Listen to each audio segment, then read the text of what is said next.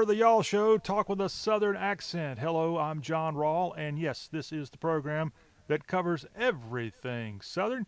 And we're joined now on the program by our barbecue barrister, Matt Heermans, as he joins us each week to walk through what's going on in the world of Q.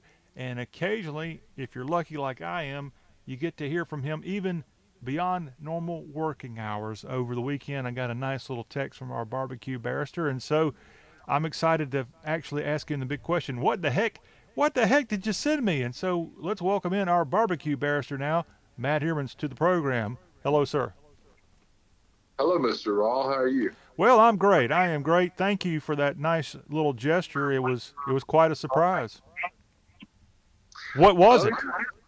well, I sent you a picture of I did a pork belly over the weekend, a whole pork belly, and I figured I would send you a picture of it, and I think a lot of people probably wouldn't know what it was, so I figured I'd throw it out there and see what you thought. So that's what it was. It was the belly of a hog.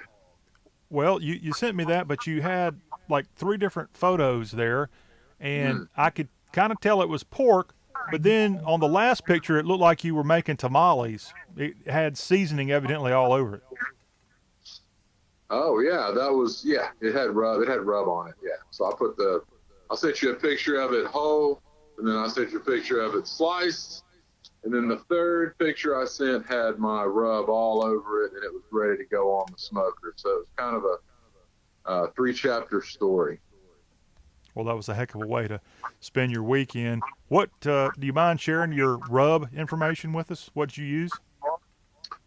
Sure, I can give you the basics. I mean, some of the ingredients I'll take to my grave, but I can give you the basics. So I use sugar for the pork.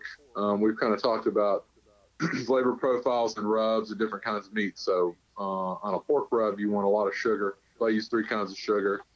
Use brown sugar, white sugar, and turbinado sugar, which is kind of a thicker grained, more of a natural sugar. Kind of almost has a brown sugar flavor. And then I've got some salt, got some onion powder, got some paprika, got a little bit of white pepper, black pepper, got some garlic. Um, that's a nice little base. I got a couple other things, a little bit of this, a little bit of that, but that's a good little base for rub there. It's a sweet rub for pork, so that's what you want to go with. Beef and chicken and things, maybe not so sweet, but pork, obviously salt. I left out salt, but I assumed everybody would. Yeah, you got to have a lot of salt in there too. So that's kind of my base, but works pretty good with the pig. Well, Matt, you and I, we've been doing this a little while now, and I have to ask you, I appreciate it. Maybe our relationship's taken a turn to a level we've never been at here on the Y'all Show with our barbecue barrister, Matt Hermans. But why was it this past weekend of all times that you decided to send me photos of what you were cooking? I got to be honest with you. I was pretty excited. It's not, ribs. I cook ribs all the time. Pork butts. I cook pork butts all the time.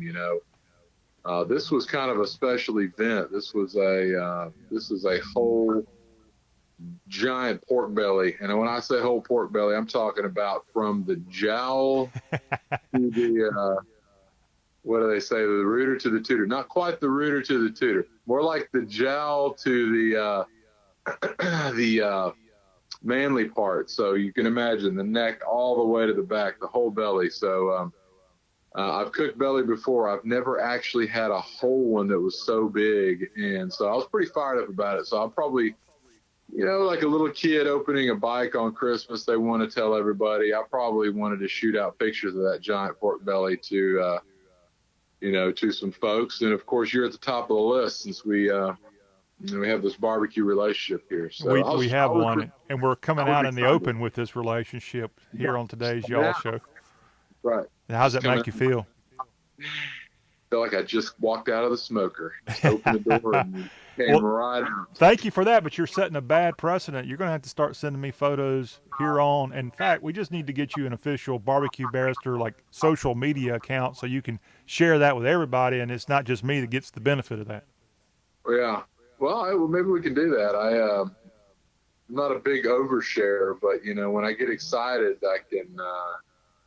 I tend to fire things off. So I was pretty fired up. Yeah, well, I again really, really appreciate it. It was very kind of you.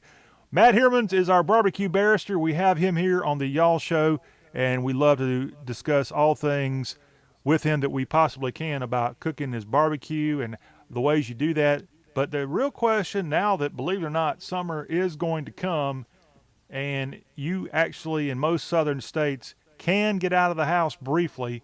And in most southern states, as far as I know, the Home Depot and the Lowe's and hopefully your local hardware stores are around and open. And that means, Matt Hermans, that there's a chance that you can, out of the few things left for you to go out and do a little shopping for, one of the options, if you haven't got one, you deserve it, y'all. You can go get you a new grill. What do you think of that? Yeah, so you're right. Yeah, about the stores like Home Depot and Lowe's, and of course there's some other, your local, your smaller ones. At least in some states, in my state in particular, they've determined that those are essential businesses. So, I guess because they have home goods and repair stuff and pipes and anything you need to kind of fix a place. So they're essential. So they're still open. I can still walk down the street and go to the Home Depot here on the island where I live. So, yeah, if you can do that, I can tell you what, it's the crowds are going to be less than you're probably used to, and you might be able to get in and out of there without coming into contact with a whole lot of folks. So not the worst time to go grill shopping if you want to mask up and uh, do all that. But yeah, for sure, it's an essential thing. So hey, you want to be ready. It's April. It's starting to get pretty across our region. I love April, and before you know it, you hit May. It's going to be hot. So this is the time. This is the time to do it.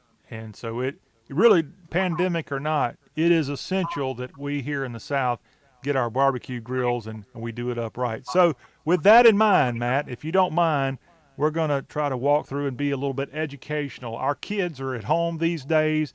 They're looking for assignments. So all the little ones, listen up. We're going to walk through with you and our barbecue barrister, of course, here on the Y'all Show. We're going to walk through the 6 different types of barbecue grills, the major ones at least. So we'll start off with, we'll go into our grill bag of tricks and pull out our first grill option. It's something called an open grill. Matt Hermans, do you have an open grill? What are your thoughts on an open grill? Can you buy this at Home Depot and Lowe's and your local hardware stores? Well, it's funny. Well, we used to have one. Oh, used to. Used to, yeah. An open grill, all that means is it's a grill with an open surface. There's no lid that closes down. Most grills have a lid that comes down and closes over. I mean, that's what everybody thinks of when you think of a grill. An open grill is basically just an open. You think of a sandwich that has 2 buns. You think of an open face sandwich. It's got the one bun on the bottom. An open grill, same concept. You just have the grill and it's open to the world. You're not going to cook anything low and slow. You're not going to cook anything that you really want to hold heat in at all, in fact, which is what you can do with a regular grill. You're just going to cook, you're going to sear at high heat. When you think of like an Australian throwing another shrimp on the barbie, kind of that open grill concept, that's what that is. And most of these are gas grills. I think there are some charcoal open type grills, but yeah, it's pretty cool if you can find one. I do not know if you can find one at Home Depot. This is something that is kind of specialty, so you'll probably need to go to a more specialty store to find an open top grill, but really nice for cooking out in the open. Flat pieces of meat you want to cook over high heat. You're not going to be able to close a lid or do any type of long-term heat. The reason the grill has a lid, and we can go on to the next one, but the reason the grill has a lid is because it reflects heat back down from the heat source onto the top of the meat. So it's almost like an oven situation, so you can cook that way. Can't do that on an open grill. You've got to cook it flat and direct. Great for stuff like shrimp, maybe some meaty fish, burgers, stuff like that. That's what you do with an open face grill. Okay. And again, if you think the major box stores don't have that, where would you find such a place like an open grill? Come on now. Well, you need to go to a specialty grill shop. You know, there's all kinds of barbecue places that you'll find wherever you are. There's, you know, it's going to be specialty. I don't see this now. You can make, you can do your own. You can buy a normal charcoal grill and throw the lid away. That's kind of the same thing if you want to do it that way. But a specially made open face grill with a large area to cook, you're going to need to go to your local specialty grill shop. Maybe even do a little research online to find where you can get one or order one around you, because it's not something you're going to see typically. You're always going to have a top on the grill. Okay. There is your open grill discussion with our barbecue barrister, Matt Heermans. We've got some comments coming on our Facebook live broadcast here on today's Y'all Show. So Matt Heermans will have to share some good feedback we have, I think, coming in from the Jackson, Mississippi area, if I'm not mistaken. So hang on for that commentary. We'll share with you. But our next grill option, Barbecue Barrister, is one I think most people are a little bit familiar with. We've already discussed the open grill. Then the opposite of open would be a covered grill. What is your definition of a covered grill? Yeah, pretty much every grill you'll ever see is a covered grill. I kind of hit the two birds with one rock here on the first one. A covered grill is any type of grill you've got that has a cover. It usually comes down and closes, whether it's charcoal or gas. 99% of every grill you're ever going to see is a covered grill. You want that lid again because you can trap heat. You can cook it with it open, like we just talked about, but you can also trap heat if you want to cook, have heat source on one side, meat on the other side, or if you just want to cook, you cook a burger, you flip it, cover the top, you get heat coming down from the top, and it'll cook through a little better. That's why you want a covered grill. Okay, and that is the one, if you had to guess, most Southerners have those more than any of the other 6 types? Yeah, that's pretty common. Whether it's a charcoal kettle with a top or whether it's a gas grill that comes down like that, it's going to be a covered grill, absolutely. Okay. All right. Well, we appreciate your knowledge on that. And the question is, how many covered grills do you have, Matt Heermans? Well, I've got a gas grill, so that counts as one. I've got a charcoal grill. These are all considered covered grills. Yeah, they all have lids. And then I have a smoker, which also has a lid. I wouldn't call a smoker a grill, so I'm not going to leave that. So I've only got 2. I've got a charcoal and a gas as far as grills go. My smoker is a smoker, which is different than a grill. So yeah, there you go. Okay. Appreciate the insider information. We're learning so much about our barbecue barrister, Matt Heermans. We already have shared that he's coming out of that barbecue closet and sharing some intimate photos with his barbecuing with me, and now he's letting us know about all his grills. I don't know if I'm going to be able to get through this interview here, Matt Heermans. Uh-oh. Well, see, I'm so far out of the barbecue closet, I'm on the barbecue porch, as you can see. I'm outside. I'm all the way out. Yes. All the way.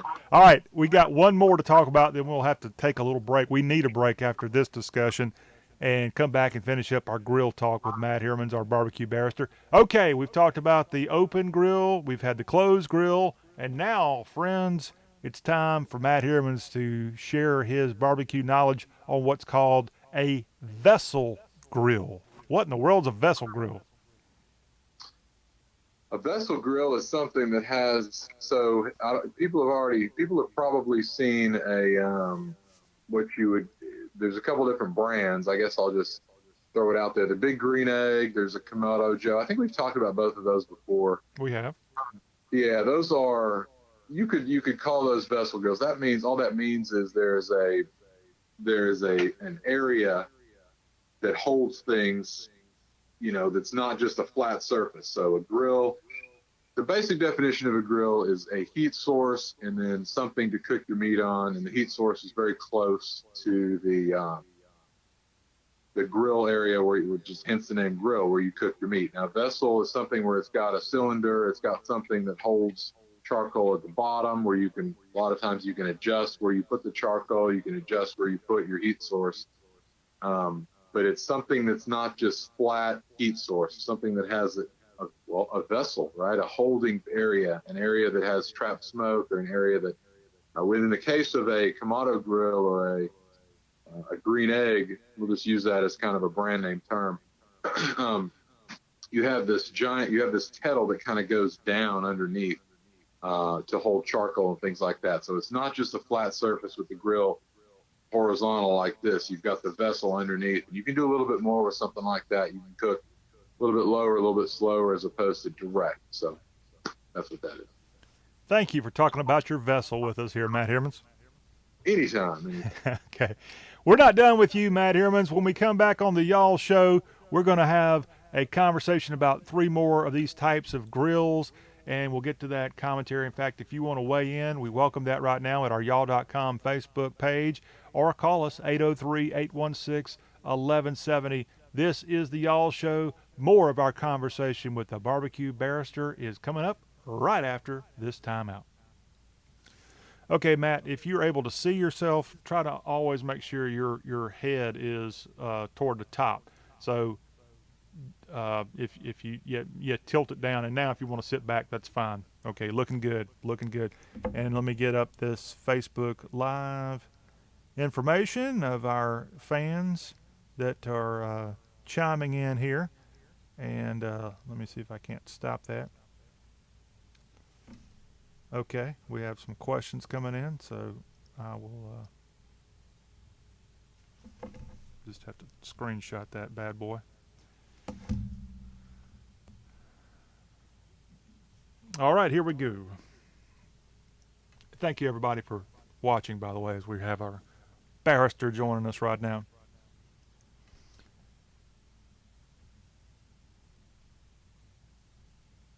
And this is y'all.com's Y'all Show, as we are the ultimate guide to the South at y'all.com. And here, this is the show that's all about Dixie. And it can't be Dixie unless you got a little barbecue talk mixed in the big pot. And our barbecue barrister, Matt Heermans, is back with us.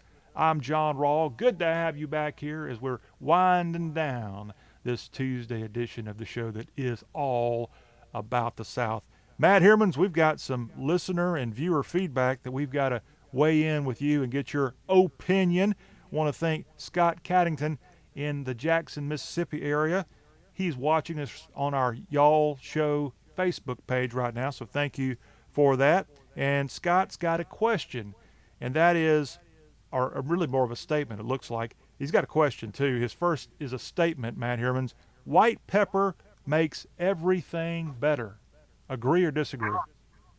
I'm a fan of white pepper. I'm gonna have to go with Scott. There are 2 different kinds of pepper. We've talked about this before. There's black pepper and there's white pepper, and they're different kinds of the same sort of.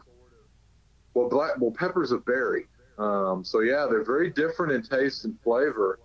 The black can be a little sharper. The white can be a little sweeter. The white pepper has a very particular flavor. So I tend to agree. I'm a big fan of white pepper. I use it more than black. Okay. I don't know if I've ever seen white pepper. Does that surprise you? Is it pretty hard to find white pepper? No, you know what? I would imagine, John, that you have seen it. You probably didn't pay attention. Yeah, you probably.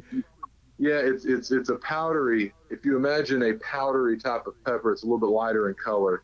I bet you've seen it before, but it's not as common as black, the grains that you see. Yeah. Well, I'm more of a traditionalist, and I just kind of believe pepper should be black and salt should be white.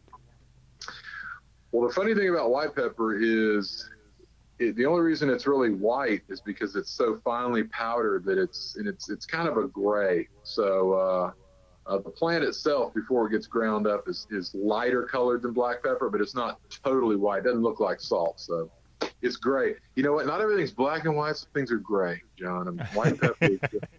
White pepper's gray. All right, now we've covered, Scott, his statement. So thank you for that statement, Yeah, Sumter's own Scott Caddington.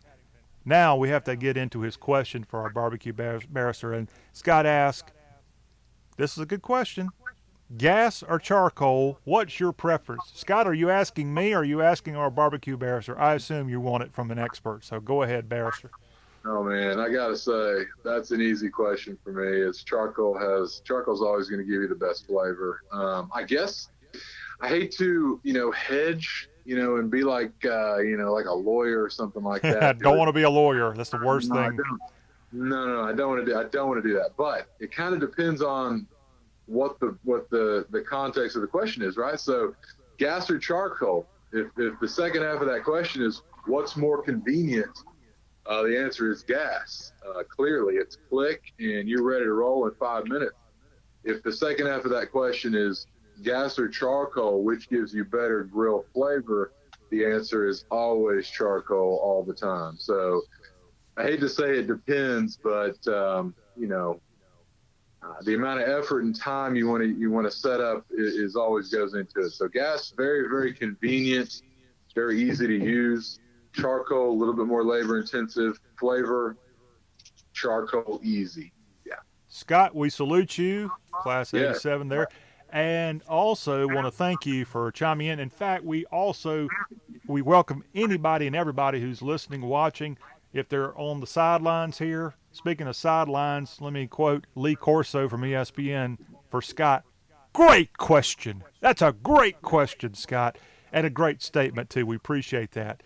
Let's get Great. back into our grill talk. We've already talked about the open grill, the closed grill, the vessel grill, and up next is the rotisserie grill as we're discussing the 6 major types of grill. If you're looking to do something here in the shutdown of the country, nobody said you can't grill, and you might want to go out and reward yourself for getting through this with your own new grill. Hey, if you're getting that big coronavirus stimulus check in the mail, you might just go out and get all 6 of these grills. That's what we recommend.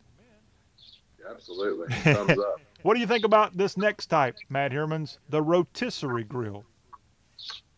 Yeah, so rotisserie grill, so it's usually an attachment. Okay, so a lot of gas grills, a lot of charcoal grills, you can buy a rotisserie attachment for the grill. And basically, if you have a kettle, a round grill, it'll be an extender and it'll have a rotisserie going through. That way you can put the lid on top, the rotisserie in the middle, and then there's the rest of the grills on the bottom, so your heat's coming from the bottom.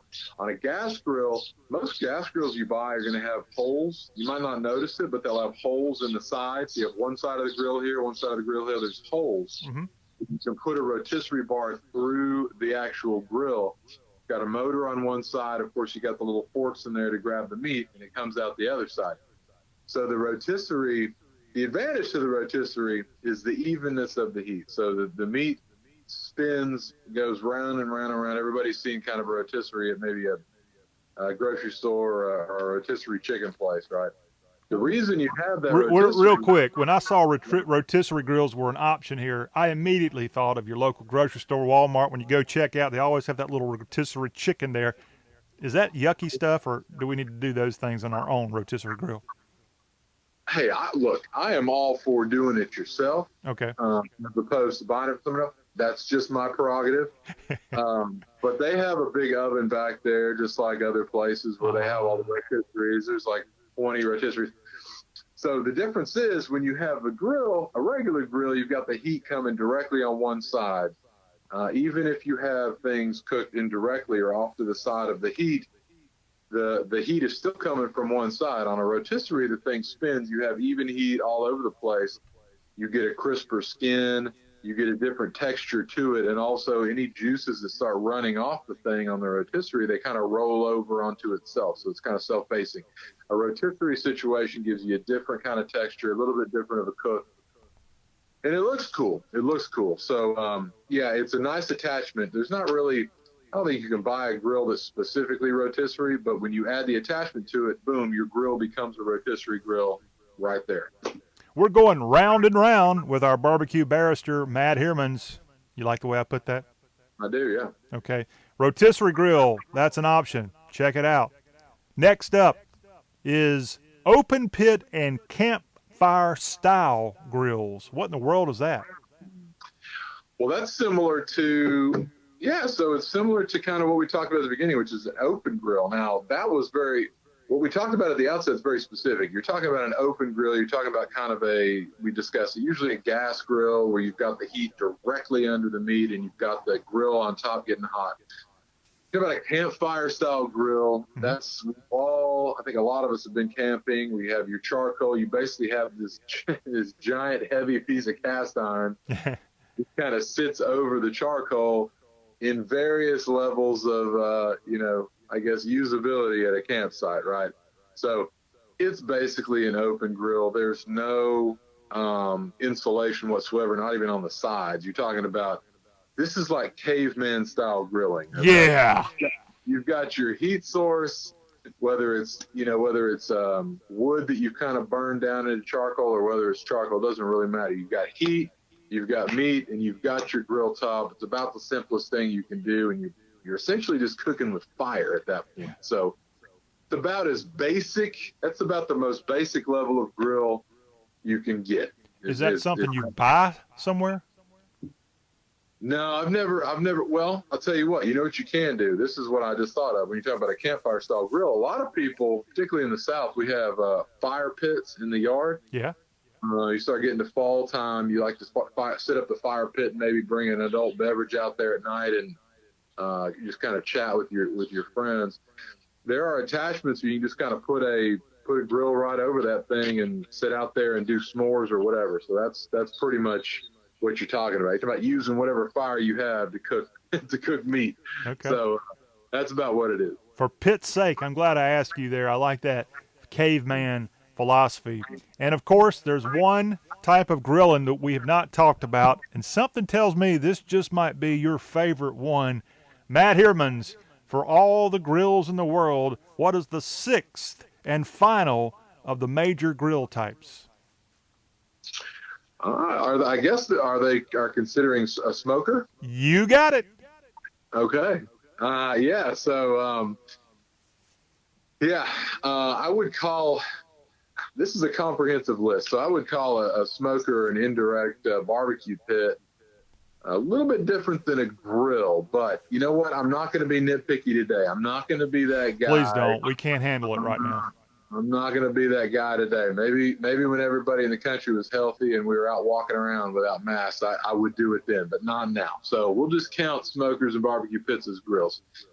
So the main difference between a grill and a smoker or a barbecue pit or a pit or whatever you want to call it, you're talking about direct heat, which is grilling, versus indirect heat, which is smoking or barbecue pit, whatever.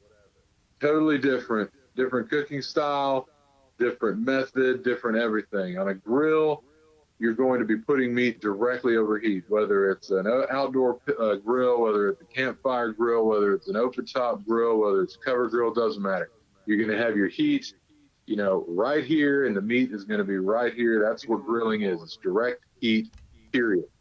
On a smoker, which, yes, you're right, this is my favorite type of, we'll call it a grill for today, just because I'm being generous. So it is my favorite because that's how you make barbecue. You cook things low and slow. Your heat is indirect, which means you have the heat coming from somewhere and the meat is in a different area, so you don't have that direct flame going to the meat. You're kind of cooking indirectly and smoking. So we've talked about that. We could spend a whole long time talking about that, but main difference in grilling and smoking or barbecue or a barbecue pit, whatever you want to call it, is indirect cooking and low heat. Totally different cooking style. And I'm glad you saved the best for last, because you're right. All right, let's recap for all those who don't pay attention, like evidently I don't growing up. You've got your smokers, you got your campfire caveman type rotisserie, you've got your closed, which is what most people probably have somewhere in their backyard. You have your open, and then you have your vessel grill type. How about that? Did I ace my quiz? I think we nailed it. I think we got extra credit today, to be honest with you. We did. And want to thank everybody who tuned in today to hear this discussion of the 6 major types of grills. Matt Heermans, we wish you the best and good luck with all the different types that you have going probably in the backyard right now. And we'll talk to you again next week. Can't wait to do it next week. See y'all later. Our Barbecue Barrister. Well, that will wrap up our show today. Thank you for tuning in. We'll be right back here with an all-new show with ACC talk and all the latest from country music's capital city, Nashville, Tennessee. Precious Harris will be on with that report in our middle-of-the-week edition of this, the Y'all Show, Talk with a Southern Accent.